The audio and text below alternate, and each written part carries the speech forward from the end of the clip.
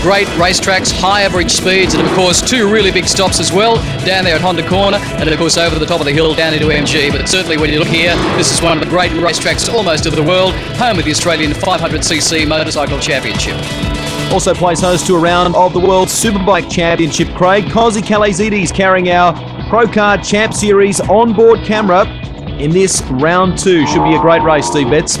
Yeah, fantastic race, and what a fantastic complex to actually have the GT production cars there this weekend. This should be very exciting stuff, and the first round for the GT Production Car Championships, proudly sponsored by Century Batteries this year, and we certainly welcome them along as well. McElroy carrying the other of our trackside onboards. He'll start from the 3rd row of the grid, position 5, alongside Robert Chadwick, who's been the mainstay as far as Mitsubishi and driving the Magna is concerned. Richard Winston just in behind him. Luke Youlden and Kozi Kalazidis on the 5th row of the grid.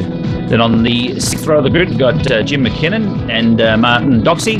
And on the 7th row of the grid, we've got Ben Driscoll and Nigel Williams. The man who we're all watching, though, who's taken pole here today, Kent Youlden, been very impressive in the Coffee Ford entry. Set for a start here at Phillip Island. Away we go. And Youlden didn't make the best of it.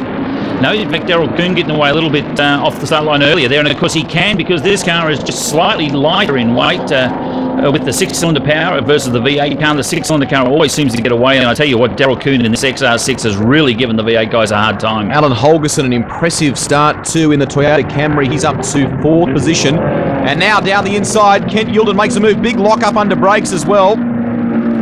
Kent Youlden, a long-time production car racer and a very successful one in this particular category, and he's a hard charger. He knows how to get the Ford V8 up to the front. Daryl Coon will have a big battle on his hand, and like you were saying, Rusty, with that Camry, that is an impressive car of Alan Holgerson. I'm sure a lot of people don't expect a Toyota Camry to be up there and amongst this field, but it certainly is. Should welcome also to the commentary box Damien White, regular campaigner in the V8 Brute Series, and a guy who's not unaccustomed to production cars. Pretty awesome place to be campaigning around here.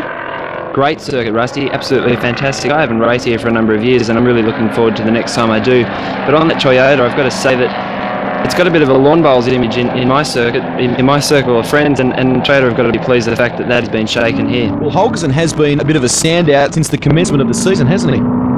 Yeah, look, the performance of the Camry is truly outstanding. The little V6 engine works extremely well on the slightly lighter body of the Toyota Camry, and to see this car being able to compete with Holden and Falcon V8s is just outstanding. So wonderful job for Alan, and also the car preparation, outstanding. On board with John McElroy coming down the Wayne Gardner main straight here at Phillip Island.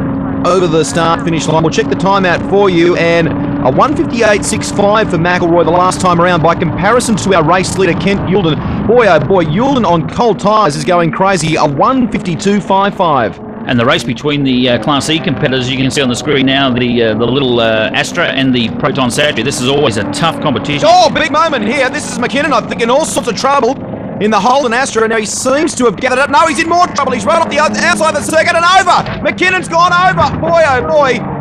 The officials there. That is a big rollover. That is a big one, Rusty. A big.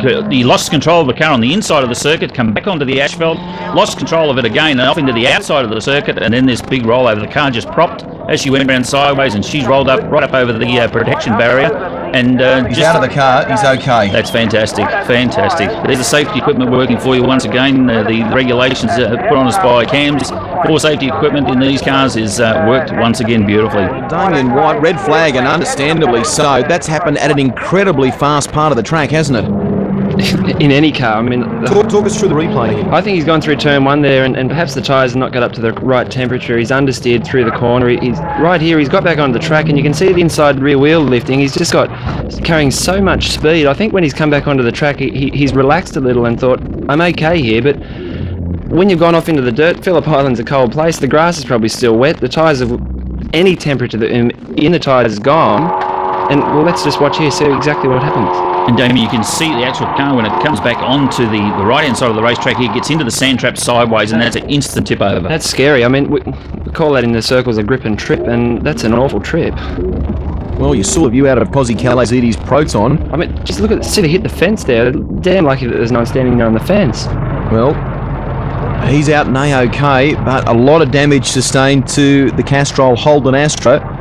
His teammate, young Luke Youlden, who drove last season with Larry Perkins in the V8 supercar in the the second entry for the